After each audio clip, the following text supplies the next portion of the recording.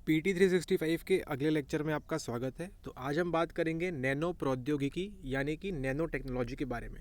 Nano क्या होता है आप सभी जानते हैं। बहुत पहले 1 लाख रुपए में आपको कार मिल जाती थी। ठीक है, वो क्या होती थी, एक छोटी सी कार होती थी। जो बड़ी बड़ी कारें होती हैं उनके मुकाबले 1 लाख रुपए में आपको क्या मिलती थी, छोटी सी कार मिलती थी। ठीक उसी प्रकार क्या होता है, कोई ये वस्तु है, मान लीजिए कोई पार्टिकल है, ये सोना है, चांदी है, जो भी है, इसको जब क्या करेंगे आप, इसको जब ब्रेक करेंगे और किस में बनाएंगे आप, नैनो पार्टिकल बनाएंगे, तो कुछ इस प्रकार से ये दिखेगा। ठीक है, तो ये क्या होता है, किसी भी वस्तु को, किसी भी चीज़ को जब हम क्या करते हैं, 1 से लेके 100 नैनोमीटर के बीच अगर उसकी हम बना देते हैं तो क्या हो जाएगा, वो कहलाएगा आपका नैनो पार्टिकल। ठीक है, आप सभी जानते हैं कि हमारी जो खेती किसानी में सबसे ज़्यादा क्या यूज़ होता है, आपका यूज़ होता है यूरिया। क्यों यूरिया का इस्तेमाल करते हैं, ताकि खेती अच्छी हो। और इसमें किसकी मात्रा अधिक होती है, इसमें आपकी मात्रा होती है नाइट्रोजन की, अधिक मात्रा होती है आपके यूरिया में। ठीक है, इसलिए हम यूरिया का इस्तेमाल करते हैं। तो मान लीजिए अगर आपको 1 किलो यूरिया ख़रीदने में अगर आपको 300 रुपये लग रहे हैं, ठीक है, तो फिर अब क्या होगा, अगर हम NUL नैनो यूरिया लिक्विड का इस्तेमाल करेंगे तो आपकी जो कीमतें हैं वो लगभग 100 से 150 रुपये के बीच आपको नैनो यूरिया उपलब्ध हो जाएगा। ये किस प्रकार से होगा, इसको हम देखते हैं। सबसे पहले नेशनल फर्टिलाइजर्स लिमिटेड, जो हमारे देश में फर्टिलाइज़र जो है, उर्वरक जो है बनाता है, और राष्ट्रीय केमिकल्स एंड फर्टिलाइजर्स लिमिटेड, इन लोगों ने क्या किया है, इन दोनों ने नैनो यूरिया लिक्विड उर्वरक है ना, इस फर्टिलाइज़र के में क्या किया है, टेक्नोलॉजी का ट्रांसफ़र किया है। ठीक है, और एक समझौता किया है किसके साथ, इफ़को के साथ, जो कौन है, Indian farmers fertiliser cooperation limited. ठीक है, ये दोनों कंपनियां किसके द्वारा ओन की जाती हैं, ये दोनों सरकारी कंपनियां हैं। ठीक है, RCF राष्ट्रीय केमिकल्स एंड फर्टिलाइजर्स लिमिटेड और नेशनल फर्टिलाइजर लिमिटेड, इन्होंने किसके साथ समझौता किया है, समझौता किया है आपके इफ़को के साथ, कि हम क्या करेंगे, अब हम क्या बनाएंगे, टेक्नोलॉजी का ट्रांसफ़र करेंगे और उसका इस्तेमाल करते हुए हम क्या बनाएंगे, हम बनाएंगे नैनो यूरिया लिक्विड। ठीक है, नैनो यूरिया लिक्विड उर्वरक जो फर्टिलाइज़र है उसके बारे में दिया हुआ है। सबसे पहले यहाँ दिया हुआ है भारत NUL का व्यावसायिक उत्पादन, है ना, व्यावसायिक उत्पादन करेंगे अब हम, विश्व का प्रथम देश बन गया है। ठीक है, तो आज तक कोई भी देश ऐसा नहीं है जो क्या करता है, इस NUL का, नैनो यूरिया लिक्विड का क्या करता है, कमर्शियली इसका उत्पादन करता है। ठीक है, तो हम क्या करेंगे, अब इसको हम व्यावसायिक उत्पादन के रूप में प्रारंभ कर देंगे, इसको हम बनाएंगे और मार्केट में कमर्शलाइज करके बेचेंगे इसको। ठीक है, ओके। अब अगली बात यह है, NUL में नैनो आकार के नाइट्रोजन कण होते हैं। आपको बताया था क्या होते हैं, नैनो आकार के क्या होते हैं, नाइट्रोजन के कण होते हैं। इन कणों का पृष्ठीय क्षेत्रफल अधिक होता है और कणों की संख्या इसे अधिक प्रभावशाली बनाती है। ठीक है, तो मान लीजिए आपने कभी यूरिया खरीदा हो, तो यूरिया का एक पार्टिकल मान लीजिए आपको इस प्रकार से है। ठीक है, जब आप क्या होगा, जब ये नैनो यूरिया लिक्विड के फॉर्म में हो जाएगा तो इसकी जो संरचना है वो बदल जाएगी और कुछ इस प्रकार से इसके पार्टिकल्स हो जाएंगे। ठीक है, तो अब क्या होगा, इस प्रकार से इसके पार्टिकल्स हो जाएंगे। तो आप देख रहे हैं यहाँ पे क्या होगा, इसका क्षेत्रफल बढ़ गया। पहले ये इतनी जगह घेर रहा था, अब ये इतनी जगह घेरना से स्टार्ट कर दिया है। ठीक है, और कणों की संख्या भी यहाँ पे 1 थी, अब यहाँ पे 1000-1500 जितने भी हैं, अकॉर्डिंगली कणों की संख्या भी बढ़ जाएगी और क्षेत्रफल भी अधिक बढ़ जाएगा, जिससे क्या होगा, ये क्या होंगे, अधिक प्रभावशाली होंगे। मतलब जो पहले आपका 1 थैली यूरिया में काम हो रहा था, अब वो आपका आधी थैली यूरिया के लिक्विड से काम कर जाएगा। जब आप किस तरह इस्तेमाल करेंगे, आप इस्तेमाल करेंगे नैनो यूरिया लिक्विड का। ठीक है, महत्व क्या है, यह पारंपरिक यूरिया की आवश्यकता को 50% है ना, 50% तक या उससे अधिक कम कर देता है। ठीक है, साथ ही साथ ये मृदा, वायु और जल, मतलब आपकी मिट्टी, पानी और जल को क्या करेगा, गुणवत्ता में क्या करेगा, सुधार करेगा। यह पारंपरिक यूरिया से सस्ता है।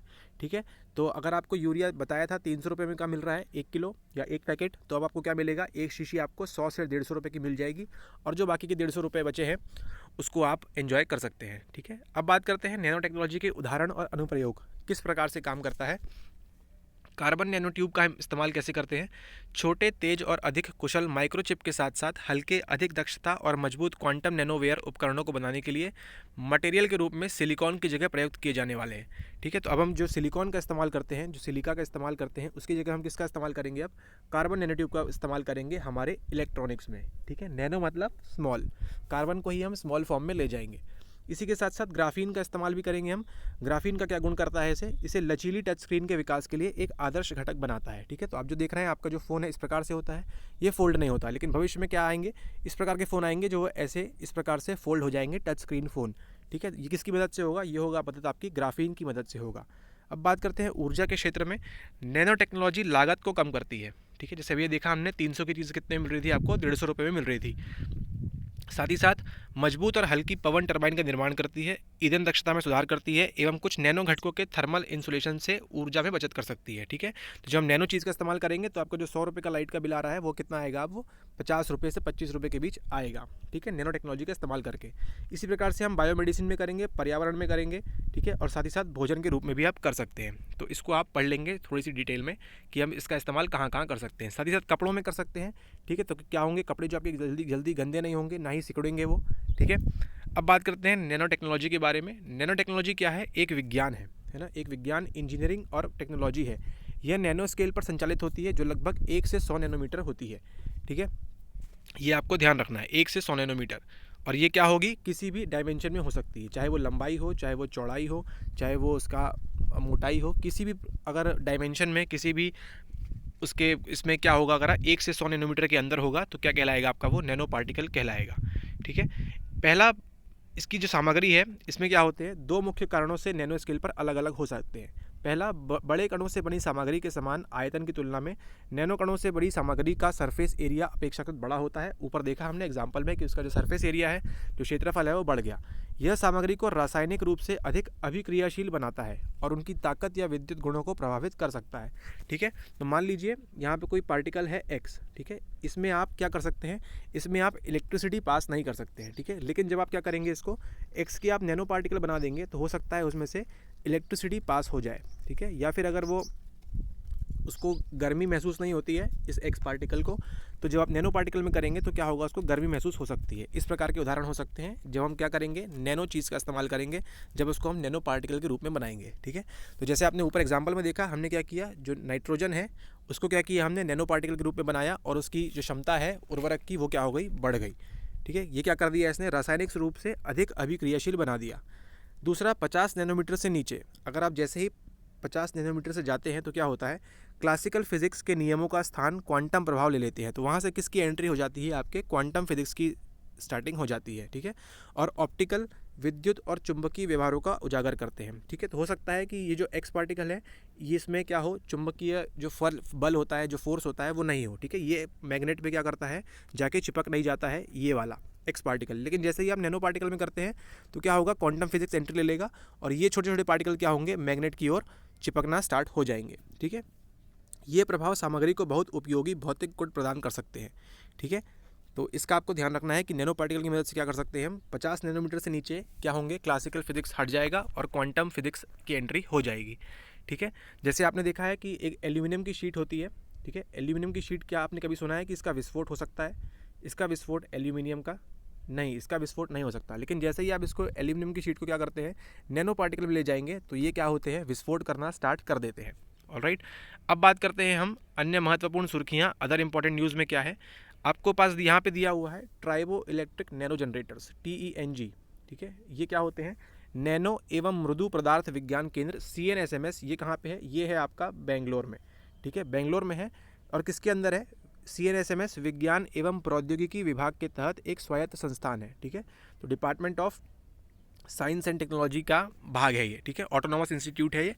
ने क्या किया, इन्होंने वैज्ञानिकों ने एक लागत प्रभावी जैव संगत नैनो जनरेटर को तैयार किया है, जो हर जगह मौजूद कंपन के रूप में उपस्थित यांत्रिक ऊर्जा से बिजली उत्पन्न कर सकता है। ठीक है, तो जब भी क्या होगा, आपकी मैकेनिकल एनर्जी से क्या बनाएंगे हम, इलेक्ट्रिसिटी बनाएंगे। ठीक है, मैकेनिकल एनर्जी से क्या बनेगी, विद्युत ऊर्जा बनना स्टार्ट हो जाएगी। तो वहाँ पर हम किसका इस्तेमाल करेंगे, ट्राइबो इलेक्ट्रिक नैनो जनरेटर्स का इस्तेमाल करेंगे। नैनो समझ रहे हैं आप, छोटे छोटे जनरेटर्स होंगे ये अच्छे लेवल पर। ठीक है, फिर CNSMS यहाँ पे दिया हुआ है और जो CNSMS है इसका हेडक्वार्टर कहाँ पे है, ये हेडक्वार्टर है आपका बेंगलुरु में। ठीक है, एक ऑटोनोमस इंस्टीट्यूट है under ministry of science and technology. ऊर्जा संचय करने वाला TENG इलेक्ट्रोस्टैटिक चार्ज, इलेक्ट्रॉनों की कमी या अधिकता जो भूमिगत या ऊष्मारोधी सतहों पर उत्पन्न होती है, के निर्माण के सिद्धांत पर कार्य करता है। तो इसका सिद्धांत क्या है, इलेक्ट्रॉन की कमी, या तो इलेक्ट्रॉन क्या होंगे, कम हो जाएंगे या ज़्यादा हो जाएंगे। ठीक है, जब क्या कहाँ ले जाएंगे आप, नैनो पार्टिकल के रूप में ले जाएंगे। तब अनुप्रयोगों में क्या हमने इस्तेमाल किया है, ऑप्टो इलेक्ट्रॉनिक्स स्वचालित उपकरण जो होते हैं, ठीक है, खुद से चलते हैं, और अन्य जैव चिकित्सा अनुप्रयोग शामिल है। तो इन जगहों पे हम क्या कर सकते हैं, इन जनरेटर्स का इस्तेमाल कर सकते हैं। ठीक है, तो एक छोटा सा एग्जांपल आपको देना चाहेंगे यहाँ पे किस प्रकार से काम करता है ये जो नैनो जनरेटर है। इसमें क्या होता है, इसमें आपके यहाँ पे मान लीजिए ये एक नैनो जनरेटर है। ठीक है, यहाँ पे क्या करेंगे, एक आदमी खड़ा है। ठीक है, वो क्या करता है, ताली बजाता है। ताली बजाने के बाद यहाँ पे क्या कन्वर्ट हो जाती है, यहाँ पे एक ऐसी पट्टी रखी हुई है, छोटे छोटे बल्ब उस पर लगे हुए हैं, ठीक है। तो जैसे ही इसने क्या किया, यांत्रिक ऊर्जा, इसने मैकेनिकल एनर्जी यहाँ से दी, मैकेनिकल एनर्जी इसने इसको दी, यहाँ पे ताली बजाई, तो यहाँ से जो नैनो जनरेटर था इसने क्या किया, विद्युत ऊर्जा यहाँ पे इलेक्ट्रिसिटी जनरेट कर दी, और ये छोटे छोटे बल्ब हैं ये क्या होते हैं, जलना, प्रज्वलित होना स्टार्ट हो जाते हैं। तो इस प्रकार से छोटे लेवल पे हम क्या क्या किया, ट्राइबो इलेक्ट्रिक नैनो जनरेटर्स की मदद से हमने क्या किया, मैकेनिकल एनर्जी से हमने क्या किया, विद्युत का निर्माण किया, यानी कि बिजली का निर्माण किया। ऑलराइट, सो आपके नैनो टेक्नोलॉजी का टॉपिक इतना ही था, ठीक है। इस टॉपिक के लिए इतना ही, मिलते हैं आपसे अगले वीडियो में। लेक्चर पसंद आया तो लाइक कर दीजिए, ऑलराइट, और शेयर कर दीजिए। Okay, thank you.